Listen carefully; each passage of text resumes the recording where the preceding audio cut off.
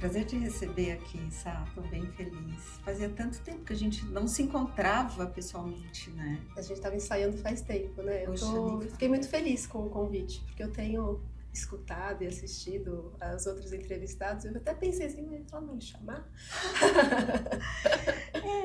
A gente se conheceu em 2018, apresentadas pelo Zé Renato. Isso aí. O Zé tinha acabado de assumir a posição de vice-presidente corporativo na CTG Brasil e eu passei a me reportar para ele. E aí eu estava na CTG já há 4 anos me reportando para um executivo chinês. E eu sentia muita falta de alguém que cuidasse da minha carreira, que olhasse para mim. E o Zé Renato era de RH, então eu falei, Zé, eu queria que você me ajudasse a me desenvolver, que você me desse muito feedback. E aí ele começou a fazer esse trabalho, observar, e um dia ele falou, eu acho que tem uma pessoa aqui que pode te ajudar. E eu acho, Cláudia, não sei se você vai lembrar, mas logo que o Zé entrou lá, a gente teve um evento no escritório de advocacia, que o Zé foi dar palestra, e a gente já tinha se conhecido lá, naquele local, mas só depois que ele me reapresentou para você e a gente começou a trabalhar juntos. Eu lembro do primeiro dia que a gente foi lá na CTG, que a gente se encontrou lá. Sim. E foi um início, né? No início mesmo do trabalho, eu tenho uma premissa que é eu não posso ficar amiga. Então eu espero o trabalho terminar, porque não necessariamente a amiga pode ou se sente confortável, né, para falar as coisas, porque nem tudo que eu falo é fácil. Sim. O processo de desenvolvimento sempre exige sair da zona de conforto, né? Mas aí a gente terminou o trabalho, pronto, estamos aqui até hoje. Não, acho que a gente, assim, para mim, Cláudia, assim, a sua participação na minha vida e no meu desenvolvimento foi muito transformador, de fato. Eu me sinto assim, antes a C e DC, só que não é Cristo, é a Cláudia. Então eu acho que você me ajudou muito a ter uma autopercepção, assim. Então eu perceber coisas que eu não percebia. Pro bem e pro mal, assim, coisas que eu precisava melhorar e coisas que eu precisava potencializar, porque eu tinha uma percepção sobre mim mesma que não era talvez tão positiva. E você me mostrou coisas positivas também, né? Não é um trabalho só de crítica, né? Só que às vezes a gente acha que vai só apanhar, mas não, assim, teve muita coisa boa, assim. E aí eu melhorei, tinha uma questão minha muito de mudar a forma como eu era percebida pelas pessoas, mas eu mudei em outras áreas, assim, eu acho que eu melhorei a minha relação com a minha equipe, até em casa eu acho que melhorou, assim. E aí você se tornou uma pessoa muito importante, eu não quis perder você de vista. Nem eu, você. Então foi isso, assim. Porque eu me lembro no início, apesar de ter um desejo, nós nunca sabemos, né, como é que vai ser o processo de desenvolvimento. E eu me lembro da tua disponibilidade. E eu acho que isso, sabe, é uma característica, sabe? É um poder teu. Né? Você não tem medo. Você encara. Pode até ser que fala, bom, eu não sei como é que eu vou sair. Mas você encara. Né? Fazendo sentido, você incorpora, passa a fazer parte da tua vida. Eu tô vendo isso. É tangível. Né? Não é algo que você precisa falar. Todo mundo percebe. Sim, eu acho que eu sou CDF, assim, eu acho que quando missão dada, missão cumprida. Então, e existia um desejo meu daquela mudança. Então, eu sou muito grata ao Zé Renato, assim, porque eu acho que ele foi muito importante também de perceber que você era a pessoa certa ali naquele momento, de me dar uma série de outras oportunidades. Então, eu acho que eu abraço mesmo, assim, que eu gosto de, quando eu tenho uma oportunidade, pegar e fazer aquilo acontecer. Você era diretora de comunicação, sustentabilidade. Isso, comunicação, marca e sustentabilidade, lá na CTG. E aí, você ficou lá até quando? Eu fiquei até junho de 23. Que foi na pandemia, Foi... me lembro. Foi logo depois. Foi logo depois da pandemia. Isso. E aí, você foi para a Eletrobras. Isso, aí eu fui para a Eletrobras, aí já como diretora de sustentabilidade. já não fazendo mais comunicação. E aí eu fiquei 1 ano lá, mudei de cidade, fui morar no Rio. E aí acabou que as coisas não deram tão certo quanto planejado. E eu, diferente do que aconteceu quando eu estava quando eu saí da CTG, em que eu já tinha de alguma forma pensado em empreender, dessa vez eu falei não, eu vou me dar esse tempo. Mas teve um fator importante assim nesse processo, porque logo que eu saí da Eletrobras, eu descobri que eu estava com câncer. E aí, assim, embora tenha sido algo muito, muito tranquilo, assim, eu descobri muito no começo, o tratamento foi muito tranquilo, foi meio que assim, não, peraí, você precisa parar, que bom que você não está trabalhando, porque você vai poder se dedicar totalmente à sua saúde. Então foi algo que mexeu muito comigo e que me fez repensar um pouco prioridades, o que eu queria enquanto valor, enquanto propósito de trabalho. E aí eu falei, não, acho que agora é o momento de fazer alguma coisa diferente e que tem um impacto social grande, assim, eu queria muito isso. E aí acabei encontrando 2 colegas que hoje são amigos, quase irmãos, e a gente criou uma startup. Conta pra gente. A gente criou uma startup chamada Sonhatório, e ela é uma plataforma que conecta investidores conscientes a projetos de impacto. Então, a gente está olhando para a pessoa física, o que é super desafiador, porque você chegar na pessoa física é muito difícil. E para que eles tenham uma opção de investimento. Porque a nossa ideia é que você hoje, quando vai ao banco, né, e resolve guardar o seu dinheiro para fazer uma reserva, nem sempre você tem uma escolha. Assim, às vezes você está colocando o seu recurso ali, seu dinheiro em negócios ou projetos que não necessariamente você faria se você soubesse que era aquele negócio, né? Então, a gente conversou com um monte de gente, tinha gente que falava assim, esse tipo de indústria eu não gostaria de colocar o meu dinheiro. Então, a gente faz uma curadoria de projetos que tenham um impacto socioambiental mensurável, mas que tragam retorno para o investidor. Então, assim, é uma situação ganha-ganha. Mas a gente está bem no começo, assim, então a gente está ainda aprendendo um pouco, a gente já testou o nosso MVP, a plataforma está funcional, mas agora a gente está num momento em que a gente está fazendo justamente a curadoria, escolhendo esses projetos para colocar no mercado. Sua cara. Eu assim, sou fã da Sonhatório. Eu estou bem feliz, assim, eu de fato me realizo, assim, se a gente conseguir fazer o modelo de negócio funcionar, eu acho que vai ser algo que eu vou ter muito orgulho de ter construído, assim, é muito legal. Vai dar certo, sim. É só questão de tempo. O mestrado você terminou em que ano? Em 22. Faz tempo, né? Faz. E aí agora eu inventei um doutorado, me inscrevi, tô aguardando o retorno. Então a vida acadêmica também vai fazer parte desse novo momento teu de empreendedora. Sim, na verdade, hoje eu tô empreendendo, acho que assim, já há 1 ano que a gente está gestando a Sonhatório e agora já nascida, mas eu tenho feito consultoria, tenho dado aula e aí ensinar, eu sempre gostei muito de estudar e agora eu tenho me descoberto como professora e aí eu acho que o doutorado é importante para me dar mais profundidade, mais conhecimento, então por isso que eu fui atrás do doutorado. Mas eu aproveitei e o projeto que eu escrevi é sobre impacto social, porque aí eu também posso usar na Sonhatório, né?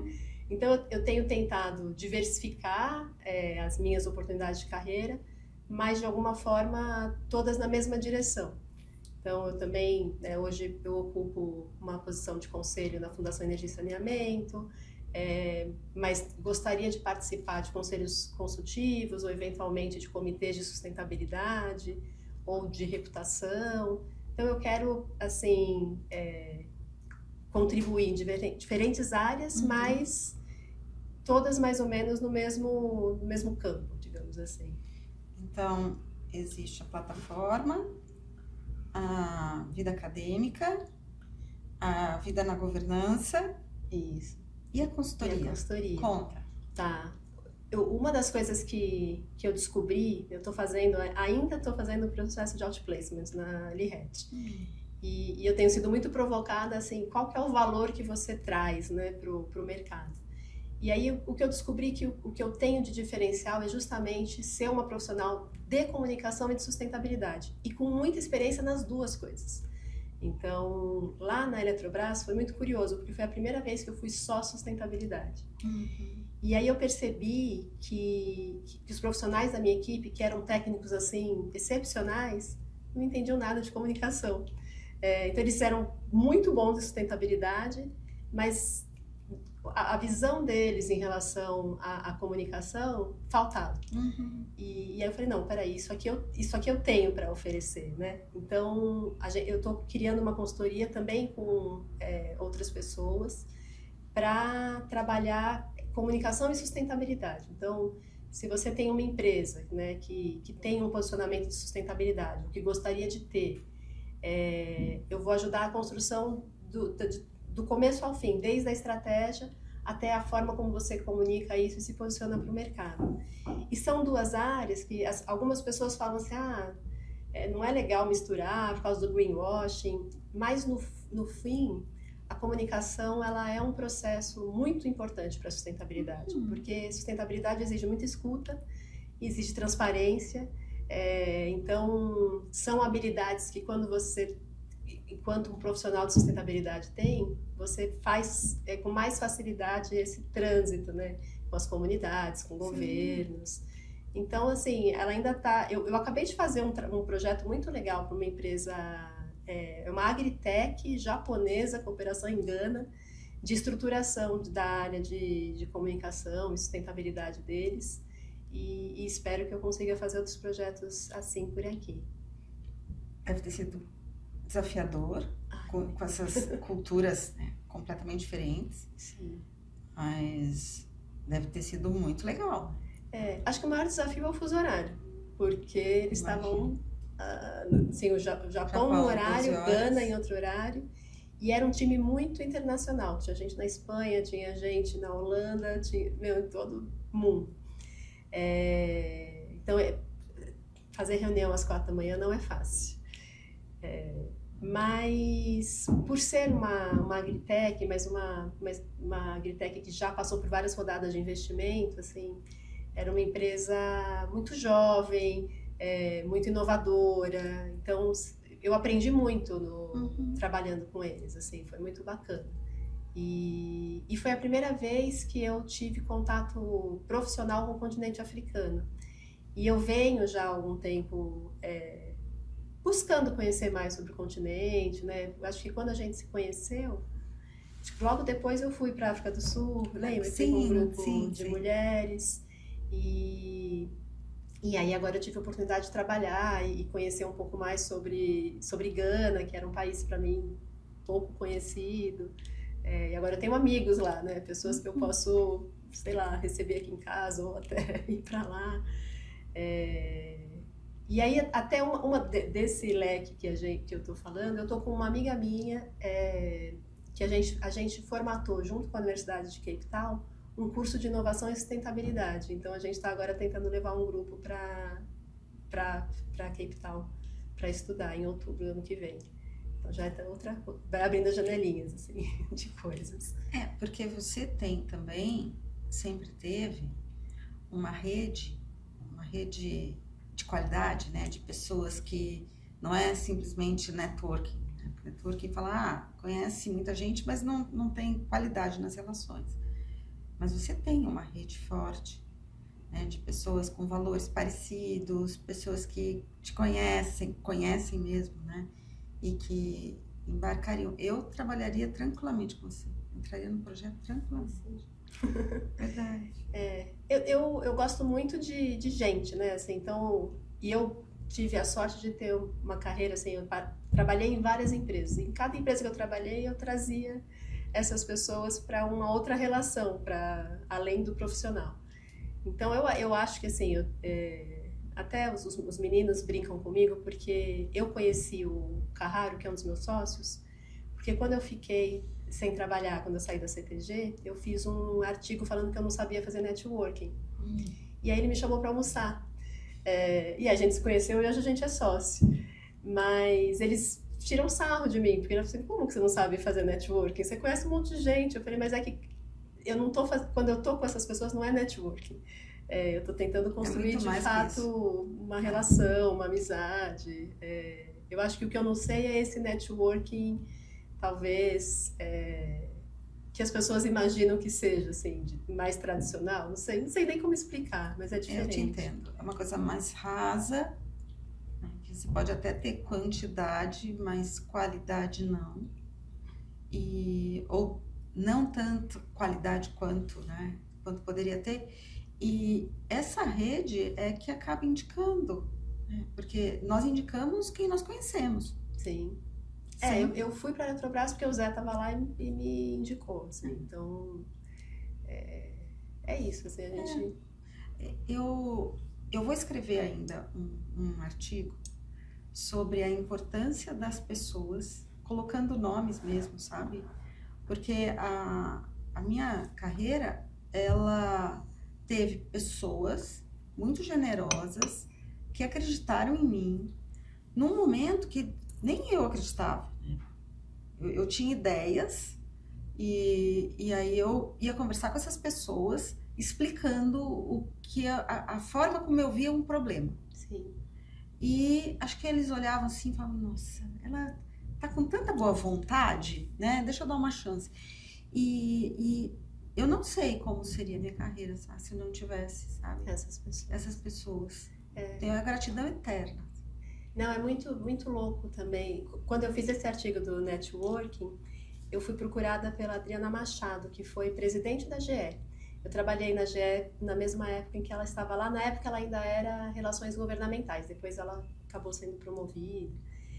E sempre foi uma mulher assim que eu colocava ali num pedestal. Eu nunca tive um contato muito próximo dela, assim.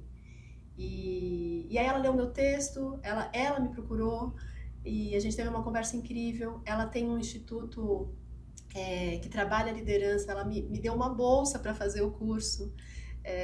Naquele momento que eu estava sem trabalhar e sem saber muito bem para onde ir, me colocou num grupo de mulheres incríveis que chama Amidas, assim. Então ela foi muito muito generosa assim comigo. Então e ela não tem a menor ideia, acho, do quão eu a admiro, assim, sabe? Eu acho que eu nunca tive a oportunidade de falar para ela e assim, acho que a gente conversou um pouquinho no bastidor, né? Dos nãos que você não aceita e dos sims que te surpreendem. E a Adriana, acho que é um pouco esse sim que me surpreendeu muito. Agora, duas pessoas que uma te conhecia, mas não tinha tanto contato, e o outro que não te conhecia, entrar em contato com você a partir de um artigo, isso não é para qualquer um. Isso não acontece, sabe? Entende? O poder e o quanto pode ser a forma que você escreve, pode ser ela, né, que teve algum contato com você na GE, olhava para você e percebia, porque é algo teu, e isso é poder. Nunca ninguém escreveu para mim pedindo para almoçar porque eu escrevi um texto assim, um assado. Isso é muito legal. Eu nunca tinha pensado nisso, assim, eu sou jornalista, né, então escrever é a minha profissão, mas é a minha paixão, eu acho que eu me expresso, se eu estivesse aqui escrevendo, eu estaria melhor do que olhando para a câmera, porque eu me expresso melhor escrevendo, então eu acho que quando eu escrevo bem, assim, eu resolvi fazer jornalismo porque eu entendia que eu tinha um bom texto. Então, acho que sim, acho que os textos... Essa semana eu estava falando justamente sobre essa questão da carreira em portfólio, e aí eu escrevi um artigo também e comentei de um texto que eu li. Aí 3 pessoas me pediram o texto. Nossa, as pessoas leram mesmo, sabe? Assim, então, é muito legal, assim, eu gosto. Eu tô aqui tentando achar um tempinho para fazer uma newsletter, para poder ter uma escrita mais constante, porque eu faço artigo muito, hoje eu vou escrever sobre isso, daqui a 3 meses eu escrevo sobre outra coisa. E acho que é legal poder estar exercitando mais isso, que foi a carreira que eu escolhi lá atrás, com 18 anos. Nessa carreira que você está escolhendo hoje, tem uma função muito legal. Sim. Não deixa de ser algo educador mesmo, né? De você colocar nos artigos aquilo que você faz, que você acredita e mostrando para as pessoas, explicando, ensinando. Eu penso muito numa coisa assim de falar de comunicação para quem é de sustentabilidade, falar de sustentabilidade para quem é de comunicação. Tentar fazer mais essa ponte entre as duas áreas, assim. A ideia que eu tenho é essa, mas vamos ver. Eu gosto. Bastante. Legal. Mesmo. E com tudo isso, né, que você já viveu, se você pudesse deixar um recado para as pessoas que ainda não conversaram com você, ou pessoas que querem chegar onde você chegou, o que você diria? Você sabe que uma vez eu estava lendo as páginas amarelas e tava o Henrique Meirelles perguntavam para ele que dica que você dá para chegar onde você chegou. E aí ele deu uma resposta que eu acho que eu tinha 14 anos quando eu li, mas para mim foi muito marcante. Ele falou: eu não tenho nenhuma dica para dar, porque eu era a pessoa certa no momento certo, se as coisas acontecerem. E eu fiquei com isso na cabeça há muito tempo, e hoje, né, agora você fazendo a pergunta, eu acho que não é bem assim, na verdade. Assim. Eu acho que uma das coisas que é importante para quem quer fazer uma carreira executiva, eventualmente ocupar uma posição de liderança, é você, de fato, almejar isso. Né? Assim, não é sorte, é você se propor aquilo, com todos os impactos que isso tem para a sua vida. Porque também tem uma ilusão de que uma carreira executiva é muito fácil, né? E você abre mão de muita coisa. Então, por exemplo, eu fui morar lá no Rio de Janeiro, deixei minhas filhas aqui, perdi um ano da vida delas, assim, de acordar, dar café da manhã. Então, para você fazer alguma coisa que você quer muito, você acaba tendo que fazer escolhas. Então, acho que... Mas você precisa querer, você precisa saber o que você quer. Acho que a outra coisa é você sempre estar buscando dar o seu melhor para aquilo, né? Assim, estar bem preparado, estudar. Hoje eu estava até numa discussão recente, porque tem se falado muito sobre educação formal, sobre isso não ser mais tão importante. E eu sou completamente avessa a isso, porque eu vim de uma família de classe média baixa, e eu sempre fui muito estudiosa, e eu ganhei uma bolsa numa escola particular, e eu tenho absoluta certeza que foi porque eu tive uma boa possibilidade de estudar no ensino médio que eu entrei numa universidade pública e fiz todos os meus estudos a partir dali. Então, assim, você precisa estar sempre estudando, sempre aprendendo, sempre se dedicando. Então, assim, também não tem essa coisa da carreira fácil, né, que a gente tem visto hoje, do cara que história. Jovens que querem ser diretor, né? Isso, assim, não é que... E acho que isso é uma coisa super importante, porque as pessoas acham, né, que, sei lá, a Virgínia, que é uma influencer, né, que tudo que toca vende, que é só carisma, e não é, né, assim, ela certamente tem método, tem uma disciplina muito grande. Então eu acho que isso é importante, as pessoas saberem que não é fácil, que trabalhar dá resultado, mas que você precisa se dedicar, estudar e tudo.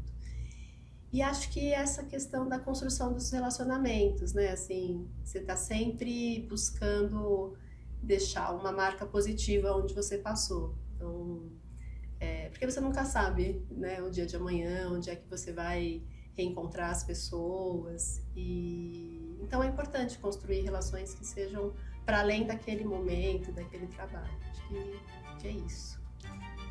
Muito obrigada.